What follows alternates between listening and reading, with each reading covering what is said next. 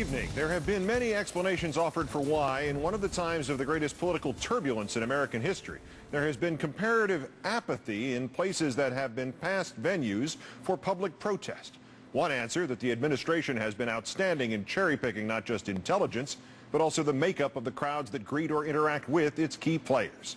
Our fifth story in the countdown, that latter component, the governmental equivalent of the cone of silence from the old TV series Get Smart, this afternoon broke down again for the second time in 6 days. First, the president's lambasting by Stephen Colbert at the White House Correspondents' Dinner, and now today's vivisection of Defense Secretary Rumsfeld, with only Rumsfeld's own words as weapons at a speech in Atlanta.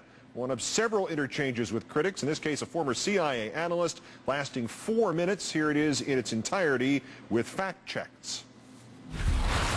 I'm Ray McGovern, a 27-year veteran of the Central Intelligence Agency and co-founder of Veteran Intelligence Professionals for Sanity. I would like to compliment you on your observation that lies are fundamentally destructive of the trust that government needs to govern. A colleague of mine, Paul Pillar, who is the top agency analyst on the Middle East and on counterterrorism, accused you and your colleagues of an organized campaign of manipulation. Quote, I suppose by some definitions Could you get to your question, that'd be please? called a lie. Atlanta, September 27, 2002, Donald Rumsfeld said, and I quote, there is bulletproof evidence of links between al-Qaeda and the government of President Saddam Hussein. Was that a lie, Mr. Rumsfeld, or was that manufactured somewhere else? Because all of my CIA colleagues disputed that, and so did the 9/11 Commission. And so I would like to ask you to be upfront with the American people. Why did you lie to get us into a war that was not necessary and that has caused these kinds of casualties? Why? Well, first of all, I haven't lied. I did not lie then.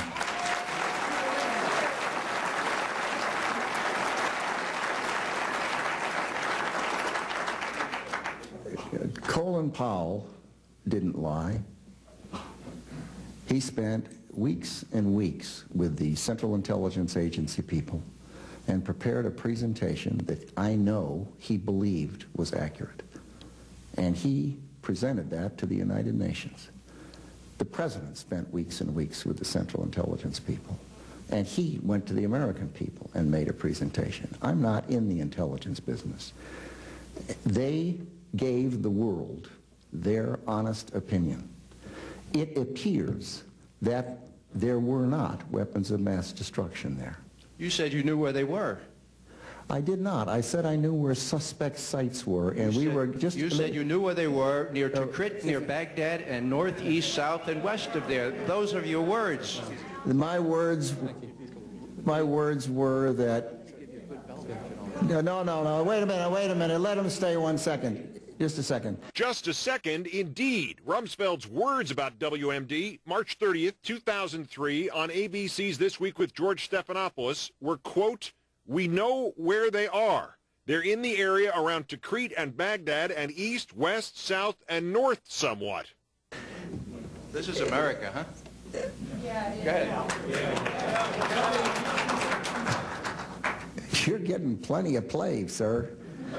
I'd just like an honest answer. I'm giving it to you. We're talking about lies, and your allegation that there was bulletproof evidence of ties between al-Qaeda and Iraq. Did Rumsfeld make that allegation? Indeed, he did. September 27th, 2002, to the Chamber of Commerce, right there in Atlanta, quoting, we ended up with 5 or 6 sentences that were bulletproof.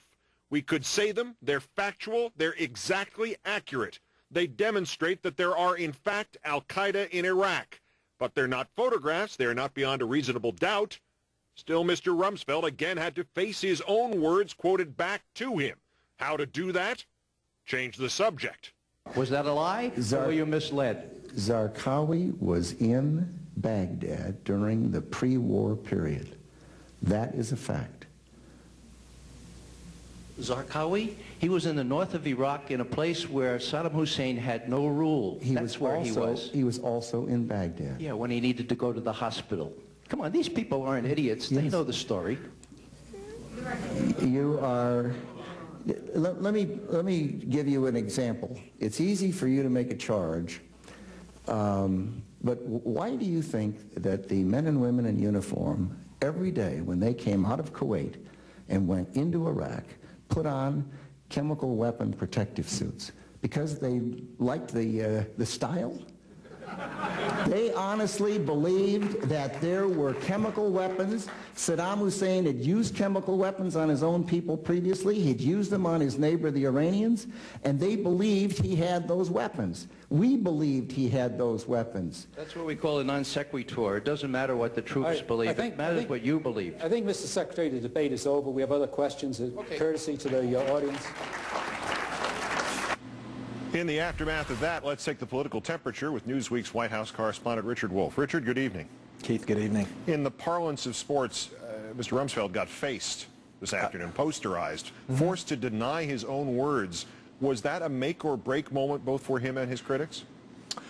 Well, Rumsfeld will survive this. I mean, look, if he can survive a war that's gone the way it's gone, then he can survive some rough questioning. But a couple of things are interesting here, not just the discrepancy between what he said and what he's previously said, but, you know, the dynamic in the Pentagon briefings is much more jokey. Don Rumsfeld can play the matinee star, as the president likes to call him, and get away with it. He couldn't do that here, and I think we saw that when he was questioned by the troops in Kuwait about armor. And what you're seeing here is, I mean, there's so many levels of disingenuousness. He says he's not in the intelligence business. Well, of course, the Defense Department is in the intelligence business. It has a big intelligence community of its own, and it was gathering its own case about al-Qaeda in Iraq, which it handed to Colin Powell. The way he hides behind Colin Powell, I think, will bring a wry chuckle to the face of the former Secretary of State.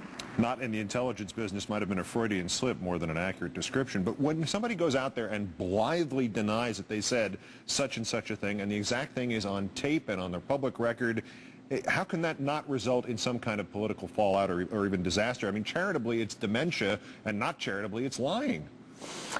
Yeah, absolutely. But, you know, he can't claim the dementia defense. I think in another part of the questioning, he cited with perfect recall a New York Times headline from 2001. So that's going to be tough for him to say he's just an old guy.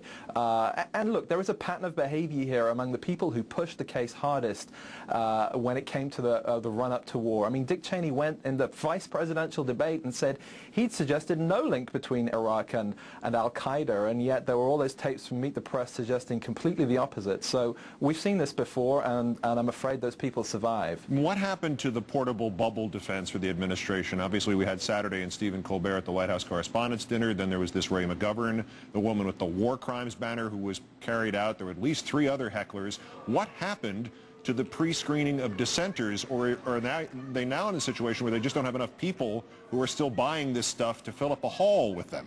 Well, it's like the president said, why can't he speak to the 30% of the people who like him? You know, there just aren't enough people out there right now. And of course, the administration, to their credit, recognize that they have to reach out beyond their base and try and get into real-life situations. But real-life situations puts them there with people who are critical. And, you know, I mean, you can run, but you can't hide. These questions are out there. Public opinion has pretty much turned on the case for war and on the justification for war, and you can't escape it. Was this event ultimately, or is it too early to judge whether this might be a tipping point? Because, I mean, even a year ago, this would have gotten some cursory coverage in most places. Tonight, this was the lead story on 2 of the 3 network evening newscasts ahead of the Moussaoui sentencing. You know, I think it's just the look on Rumsfeld's face. It's that unsettling thing, as if he wasn't prepared for a hostile question like that. You know, it's a moment for Rumsfeld to actually face up to things, and I think that's the moment for him. It's not what the president does. It's when reality strikes like that. Richard Wolff, White House correspondent at Newsweek magazine. As ever, great thanks for joining us tonight. Anytime. If the long afternoon for Donald Rumsfeld 2006 at the hands of the words of Donald Rumsfeld 2003 and Donald Rumsfeld 2002 is indeed a political tipping point, as it might seem, one part of the body politic will be screaming, it's about bloody time. The Internet, where a little goes a long way, and an issue not necessarily at the front of the collective American mind can be turned into a blunt object that can be repeatedly hit over the collective American head. Ask Stephen Colbert. Ask our correspondent, Dawn Fratangelo.